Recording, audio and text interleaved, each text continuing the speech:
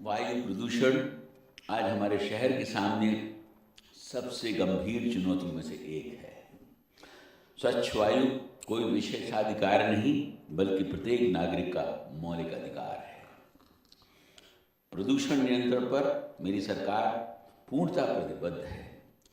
पूर्व वर्षों की तरह केवल मौसमी उपायों तक सीमित रहने के बजाय सरकार ने जून 2025 में ही एक व्यापक वर्ष भर लागू होने वाली और समयबद्ध वायु प्रदूषण नवीनीकरण योजना प्रारंभ की है। यह योजना रोकथाम, आधुनिक तकनीक के उपयोग, कड़े परिवर्तन तथा जन भागीदारी पर केंद्रित है, जिसमें सभी विभागों, स्थानीय निकायों और एनसीआर की एजेंसियों के समन्वित प्रयास शामिल हैं। वायु गुणवत्ता की निगरानी को सुदृढ़ करने हेतु 6 नए एयर क्वालिटी मॉनिटरिंग स्टेशन स्थापित किए जा रहे हैं। इससे रियल टाइम डेटा की उपलब्धता, पारदर्शिता और जवाबदेही सुनिश्चित होगी। प्रभावी उपायों को अपनाकर विकास विभाग ने 2025 की सर्दियों में दिल्ली में पराली जलाने की घटनाओं को शून्य कर दिया है। इसके अलावा हर वर्ष लगभग 2.5 लाख वाणिज्यिक वाहनों की तकनीकी आधारित फिटनेस जांच के लिए नंद नगरी बुराड़ी और तेखंड में 3 ऑटोमेटेड टेस्टिंग स्टेशन स्थापित करने का कार्य त्वरित गति से किया जा रहा है। हाल के सप्ताहों में प्रदूषण स्तर बढ़ने पर सरकार ने तुरंत जमीनी स्तर पर कदम उठाए। 1800 से अधिक दिन रात कार्यरत निरीक्षण टीमें तैनात की गई। एक पेड़ मां के नाम अभियान के अंतर्गत हरित आवरण का विस्तार किया जा रहा है। केवल 10 महीनों में ही 1450 इलेक्ट्रिक बसों को शामिल कर नॉन पोल्यूटिंग पब्लिक ट्रांसपोर्ट को सशक्त किया जा रहा है। कई रूट्स पर इंटरस्टेट ईवी बसों की भी शुरुआत की गई है। धूल नियंत्रण के लिए डबल शिफ्ट में मैकेनिकल रोड स्वीपर्स, जल छिड़काव और एंटी स्मॉग गन का व्यापक उपयोग किया जा रहा है।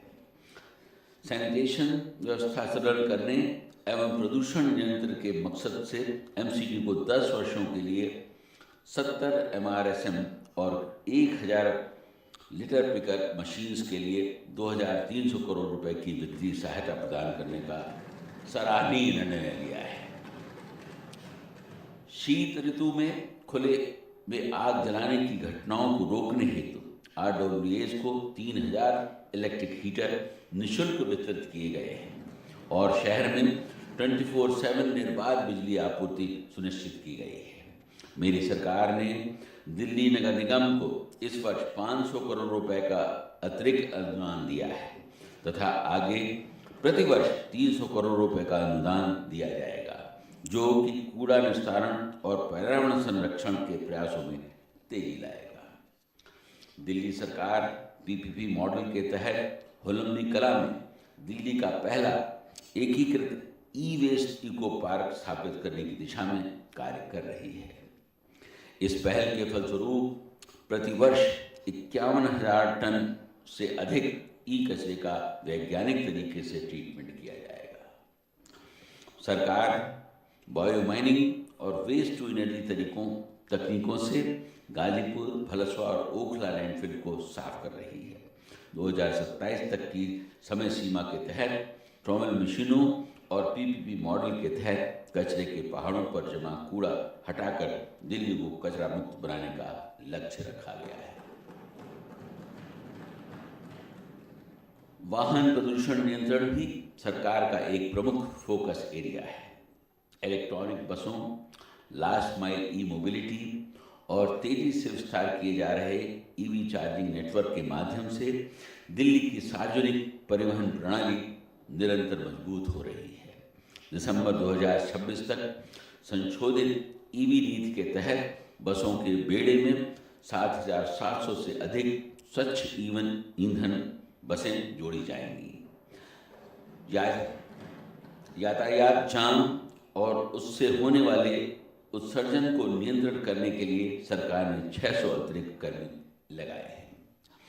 CND मलबा जो वर्तमान में लगभग 6000 टन प्रतिदिन है, कि व्यवस्थित निस्तारण के लिए 4 प्रोसेसिंग प्लांट पहले से कार्यरत हैं तथा 1000 टीपीडी क्षमता का एक नया प्लांट दिसंबर 2026 तक लागू कर दिया जाएगा। इसके साथ ही सरकारी परियोजनाओं में प्रोसेस कचरे के अनिवार्य उपयोग के माध्यम से सर्कुलर इकोनॉमी को बढ़ावा दिया जा रहा है। सड़क धूल नियंत्रण को विशेष प्राथमिकता दी गई है। सभी श्रेणियों की सड़कों को शामिल करते हुए एक व्यापक सड़क पुनर्विकास एवं ग्रीनिंग योजना तैयार की गई है, जिसे बड़े पैमाने पर यांत्रिक सफाई और जल छिड़काव प्रणालियों के साथ अगले शीतकाल से पहले पूरी तरह लागू कर दिया जाएगा। औद्योगिक प्रदूषण नियंत्रण कार्य को नियमित निरीक्षण तथा वास्तविक समय निगरानी और अवैध इकाइयों पर सख्त कार्रवाई के माध्यम से मजबूत किया गया है। केवल स्वच्छ उद्योग को अनुमति देने के लिए नई औद्योगिक नीति की तैयारी की जा रही है। इन प्रयासों को और मजबूती के लिए कई पहल किए गए हैं।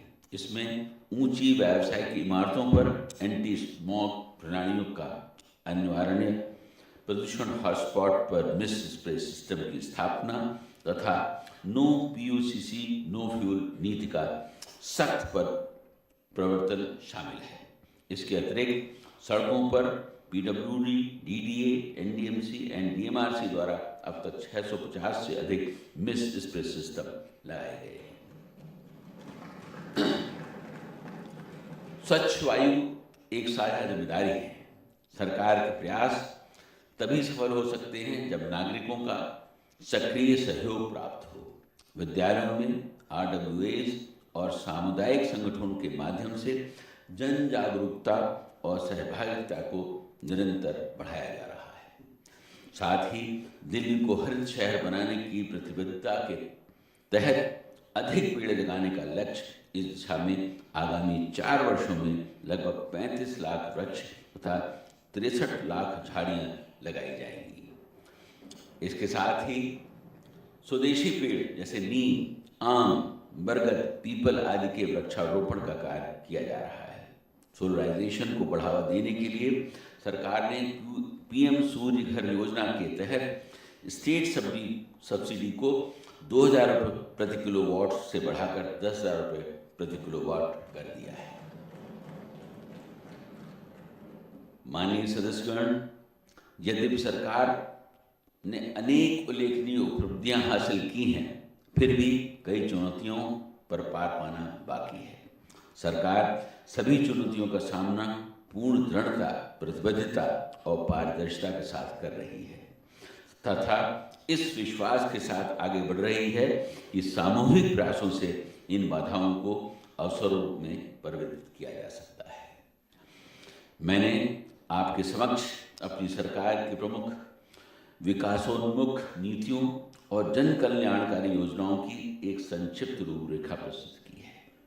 मुझे आशा ही नहीं बल्कि पूर्ण विश्वास है कि सभी माननीय सदस्यगण जनहित और सर्वोपरि रखते हुए सरकार को अपना सहयोग प्रदान करेंगे, जन आकांक्षाओं की पूर्ति में सहभागी बनेंगे तथा इस प्रतिष्ठित सदन की गरिमा को अक्षुण्ण बनाए रखेंगे।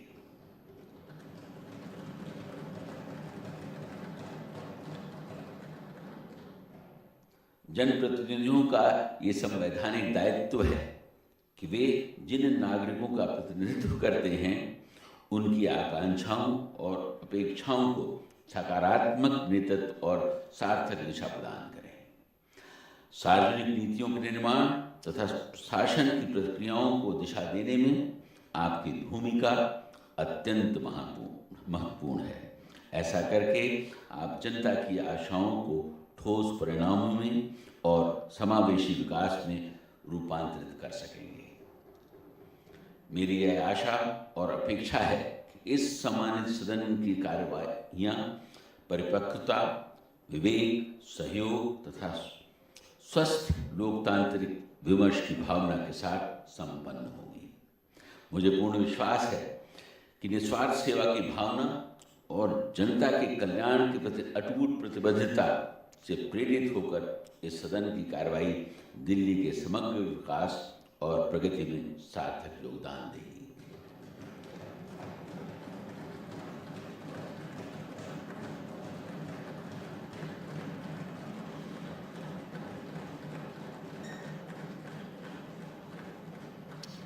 मैं इन शब्दों के साथ मैं आप सभी को नववर्ष की शुभकामनाएं देता हूं।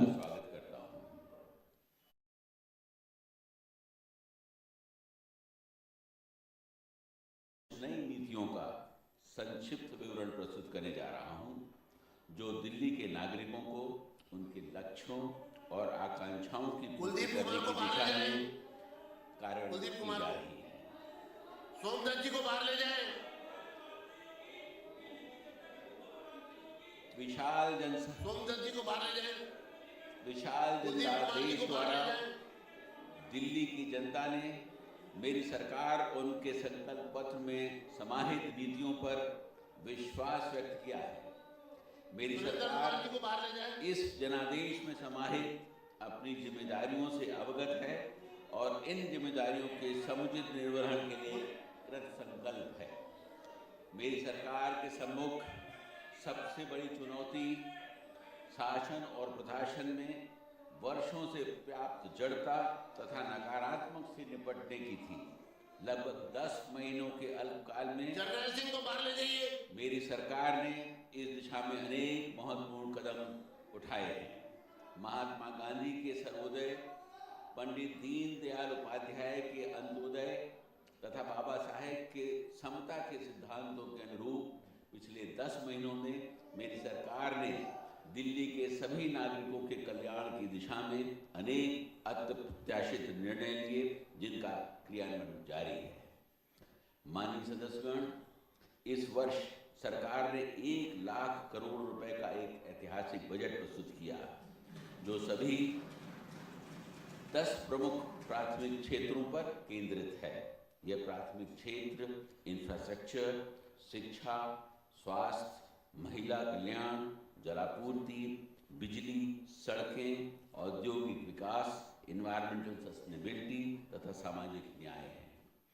सरकार ने ईज ऑफ डूइंग बिजनेस के तहत व्यावसायिक प्रक्रियाओं को सरल बनाया है, अनावश्यक नियामक बाधाओं को कम किया है तथा निवेश आकर्षित करने के लिए विभिन्न क्षेत्रों में नीतिगत सुधार किए हैं। इसमें लाइसेंसिंग तथा श्रम संबंधी सुधार आदि प्रमुख हैं। उत्तम सेवा एवं पारदर्शिता लाने के लिए ई गवर्नेंस द्वारा विभिन्न विभागों से जुड़ी